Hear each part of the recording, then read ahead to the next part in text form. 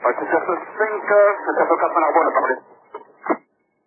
Tu cherches 5 Narbonne, je peux parler. Oui, pour répondre, on est pris par le feu. Demande... l'argent. Voilà, on part, comme je dis, on part pour une journée classique. Hein, et ce jour-là, à 14h30, je pense que c'était environ, 14h30, 15h, on était occupés, chacun dans nos services. Et là, on reçoit l'appel pour un départ de feu. Voilà, au départ, on avait 2 CCF qui étaient engagés. Voilà, et étant donné les risques très sévères ce jour-là,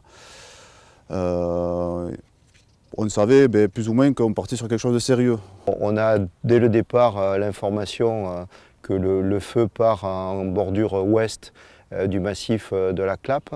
Et donc on sait que c'est une partie qui est particulièrement boisée et donc le vent va propager sur en plus un relief montant. Et là je me rappelle le premier chef d'agré qui passe un message au CODIS comme quoi voilà, c'est un gros départ de feu, qui demande immédiatement les moyens aériens et des moyens terrestres importants, parce qu'on savait que c'était vraiment le gros feu de l'été. Rapidement sont déclenchés donc, au travers de l'état-major de zone les moyens aériens, avec en particulier donc, les 2 trackers qui sont positionnés à Carcassonne-Salvaza. On est plus ou moins guidé sur le départ de feu. Par les dangers qui étaient présents, par les témoins. On commence à se mettre en mode tactique. Voilà, pourtant on n'était que 2 camions. On commence à monter sur la piste qui était enfumée, qui commençait à sentir plus ou moins la chaleur. Et là, c'est là où à un moment donné, avec mon conducteur, qu'on s'est posé la question, est-ce qu'il faut continuer? Tu cherches 5, je cherche 4 en Narbonne, parlez. Tu cherches 5 Narbonne, je peux parler. Oui, pour répondre, on est pris par le feu. Demande... l'argent. Au départ, on le localisait plus dans le Talweg, voilà, et d'un seul coup, voilà, c'est la fumée et après la chaleur qui est arrivée de suite. Voilà, ce qui a fait que, à ce moment-là, j'ai passé un message urgent au CODIS, voilà, comme quoi on était pris par le feu, au domaine de l'Angel, à 200 mètres de la barrière d'entrée de piste, et que je voulais un largage de sécurité. J'ai voulu ouvrir la porte pour savoir ce qui se passait, et là, j'ai pas pu ouvrir en fait. 4 Narbonne de Lancelot. En fait, dès l'origine du feu, donc, je suis au centre opérationnel départemental et donc je décide de me rendre sur la zone. Et au moment donc, où le chef d'agré passe son message en indiquant qu'il est pris dans le feu, je suis encore sur l'autoroute, je ne suis pas encore sur le chantier lui-même. Et donc c'est un message qui est particulièrement calme, posé, qui indique donc clairement la situation.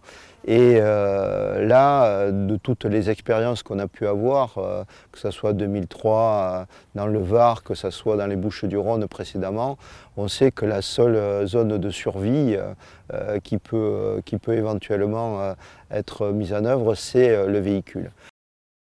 Tu cherches 4 en Narbonne, parlez. Oui, transmettez 4 en Narbonne. On est en gauche, on est pris par le feu. Je demande un largage. Je suis en place d'autoprotection, terminé. Oui, ok, mettez-vous en autoprotection. Vous êtes à plusieurs CCF ou tout seul? Vous êtes seul, laissez votre super mécène. Affirmatif, on a mis en place les masques de fuite. Ok, donc vous restez dans le véhicule. Reçu. À ce moment-là, c'est le directeur départemental, Lancelot 11, qui me répond à la radio en me disant de rester en cabine, de mettre en place l'autoprotection. C'est les consignes que j'avais déjà données à mes équipiers, mais ça m'a conforté déjà dans ma prise de décision. Ce que j'ai pas vu, parce que quand j'ai passé mon message au CODIS, c'est que j'étais en train de parler à la radio, l'équipier qui avait à l'arrière avait voulu essayer de partir. Eh bien, il n'y a qu'une solution, c'est qu'eux-mêmes prennent les bonnes décisions. Et la bonne décision, c'est avant tout de se protéger du front de flamme par l'habitacle du camion et rester le plus longtemps possible dans le camion, le temps que ce front de feu puisse passer. Pas mis d'autoprotection, on est pris par le feu, plein de gros. Alors attends que ça passe. Mais bon, il y a déjà plusieurs risques. Il y a le premier risque en cours de déplacement, c'est que les chemins sont étroits et donc au milieu de la fumée, le conducteur eh bien, peut être dévié de la route normale et aller dans un ravin ou dans un fossé et donc avoir un accident de véhicule. Et le deuxième risque, bien évidemment, c'est tout ce qui a trait au feu lui-même et à la fumée. Sachant que le premier indicateur, c'est la fumée, puisque c'est ce qui est le plus dense, et d'ailleurs qui est cité par tous ceux qui ont vécu des accidents. C'est la première chose, s'ils se retrouvent dans l'obscurité, dans la fumée, et donc dans l'incapacité de savoir où aller, comment y aller, et de pouvoir également respirer. Si vous voulez, ils larguent jamais en tête de feu les avions, ils larguent toujours en latéral, parce qu'eux aussi il faut qu'ils voient, ils ne peuvent pas rentrer dans la fumée. Donc si vous voulez, si vous êtes dans le feu vraiment, les avions ne vous voient pas. Hein. On n'est plus en manœuvre, c'est plus la théorie, et que là on s'est vraiment retrouvé piégé, et que, par le feu. Et que le coup de réaliser que là vous êtes vraiment piégé, la seule envie qu'on a eue tous, ça nous est tous passé par la tête, c'est de partir de cette cabine. De se dire je vais être en sécurité, je vais partir et je vais aller plus vite que le feu, je vais pouvoir m'échapper d'ici et je vais vivre. D'emblée, bon, on sait que le véhicule étant dans la partie très, très chaude du foyer, on va avoir les problématiques d'alimentation du moteur, donc probablement le moteur va caler. Donc avoir des difficultés sur l'autoprotection. Et ensuite, on sait très bien que toutes les installations électriques vont être rapidement dégradées par la chaleur. Et donc, à la fois, on se dit que c'est normal qu'on n'ait plus d'informations, et de l'autre côté, on se pose la question de savoir qu'est-ce qui se passe. Et au bout d'un moment, tout a commencé à décliner au niveau de la mécanique du camion. La fumée a envahi la cabine par la distillation des joints. Tous les plastiques commençaient à fondre.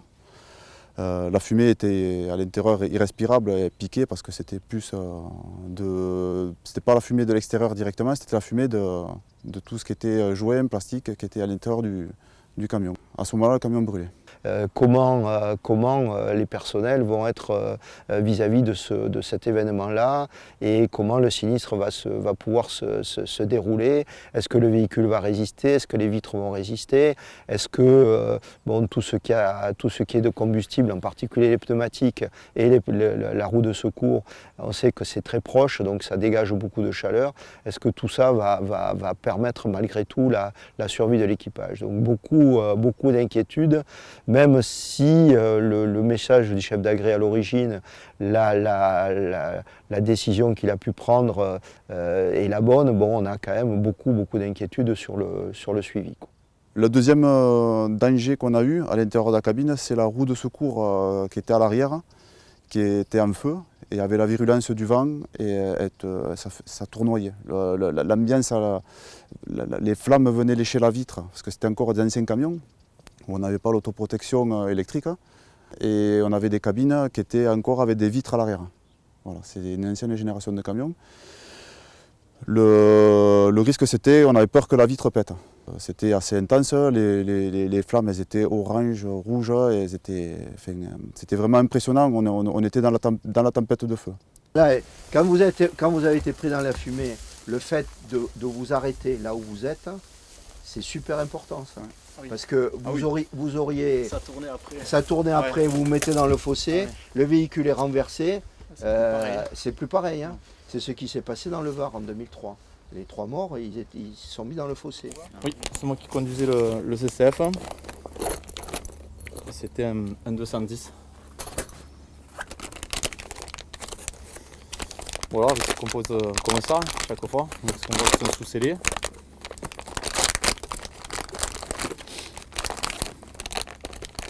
C'était la première fois que vous le mettiez? En intervention, oui. Oui. Après, on en avait un qui était en caserne, qui est spécial pour les entraînements, et qu'on voit à chaque manœuvre, son utilisation, comment on le met en place. Mais là, c'était la première fois qu'on le mettait en intervention. Voilà, masque chute classique. Et entre autres, c'est grâce à ça qu'on est là aujourd'hui. C'est sûr qu'on soit là et qu'on discute parce que si on n'avait pas eu ça, moi je lui dis souvent à Ludo, Si on n'avait pas vu ça, les fumées là, des joints des portières qui nous ont pris à la gorge de suite, c'était vraiment insupportable. Voilà. C'est bête de le dire, mais c'est vrai qu'on dit qu'on appelle ça un masque de fuite, hein, mais ça nous a obligés à rester. Ça nous a servi à rester dans la cabine. Rester, oui. C'est parce qu'on le met en général quand on est pris par le feu, quand on est sur le terrain, pour revenir au camion, en suivant le tuyau, comme on indique dans les formations. Mais ce jour-là, ça nous a servi au contraire à rester le plus longtemps possible dans la cabine. Là, il faut le gonfler au maximum.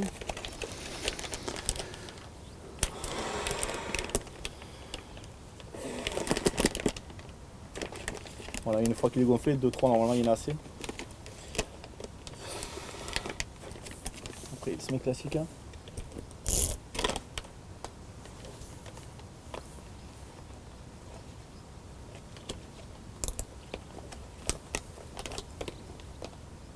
Voilà, simplement. Ouais, c'est sur ce 5, c'est sur ce 4 Narbonne, parlez. C'est sur ce 5 Narbonne que vous parlez. Ouais, pour une fois, on est pris par le feu. Demande secours, l'argent. 4 Narbonne de Lancelot. C'est sur ce 4 Narbonne, parlez. Oui, transmettez sur ce 4 Narbonne. On est sur gauche, on est pris par le feu. Je demande de largage. C'est un plateau d'autoprotection, terminé. Oui, ok, mettez-vous en autoprotection. Vous êtes à plusieurs PCS ou tout seul? Vous êtes seul, laissez votre équipe en mécène. Affirme qu'on a mis en place les masques de fuite. Ok, donc vous restez dans le véhicule. Reçu. On a mis l'autoprotection, on est pris par le feu, plan gauche. En attente que ça passe. Et à un moment donné, voilà, moi dans ma tête, c'était de patienter au maximum, de retenir l'équipage au maximum à l'intérieur, parce que je savais que ça allait passer et que ça ne pouvait pas durer. Voilà, et que le camion nous protégerait, ça c'est sûr. J'ai regardé à l'extérieur, les fumées ont changé de couleur, et là j'ai décidé de sortir voir ce qui se passait. La température à l'extérieur était moins chaude. Je suis allé faire une reconnaissance pour savoir si on pouvait partir en sécurité. Parce que c'est des endroits que je connais par cœur, hein, là où on a eu l'accident. Et je savais qu'on avait un petit échappatoire du côté qui était pas brûlé. Voilà. On a pu sortir tranquillement, voilà, partir par l'endroit que j'avais défini. Et j'ai encore ce souvenir de voir ce camion qui brûlait. Les pneus étaient en feu, la roue de secours était en feu, les tuyaux en 45, la LDT, tout était en feu.